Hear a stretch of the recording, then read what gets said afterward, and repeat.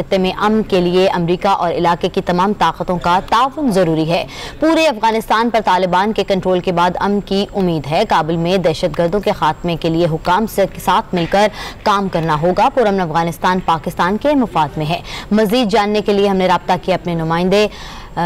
سلمان علی اوان جو کہ bureau chief ہیں اسلام آباد سے۔ جی سلمان، مزید اس حوالے سے اپڈیٹ کیجیے گا۔ جی بالکل، وزیر اعظم عمران خان کا ایک اہم ترین انٹرویو سامنے آیا اور یہ امریکی جریدے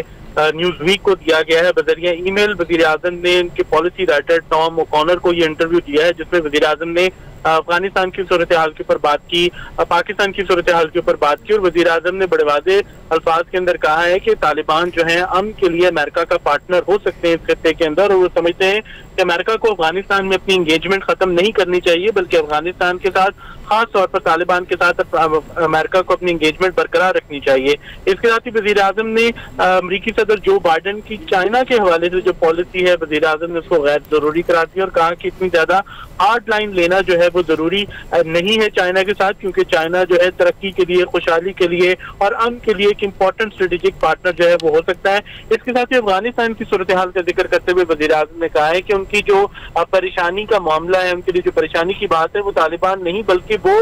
تنظیمیں ہیں جو کہ اس موجودہ صورتحال کا فائدہ اٹھا کر، کیوس کا فائدہ اٹھا کر پورے خطے کا امن تباہ و برباد کر سکتی ہیں۔ وزیر اعظم نے اپنے انٹرویو کے اندر چائنا کے حوالے سے ذکر کیا کہ پاکستان سمجھتا ہے کہ چین اس کا ایک ایسا پارٹنر ہے جو کہ ترقی کے لیے، خوشحالی کے لیے اس کا ساتھ دے رہا ہے، اور وہ سمجھتے ہیں کہ خطے کے اندر مزید کسی کیٹاسٹروف سے بچنے کے لیے امریکہ کو چاہیے اور جو تمام میجر پاورز ہیں ان کو چاہیے کہ وہ ایک دوسرے کے ساتھ مل کر چلیں اور خاص طور پر کاؤنٹر ٹیررزم جیسے جو معاملات ہیں اس کے اندر ایک دوسرے کے ساتھ تعاون کریں۔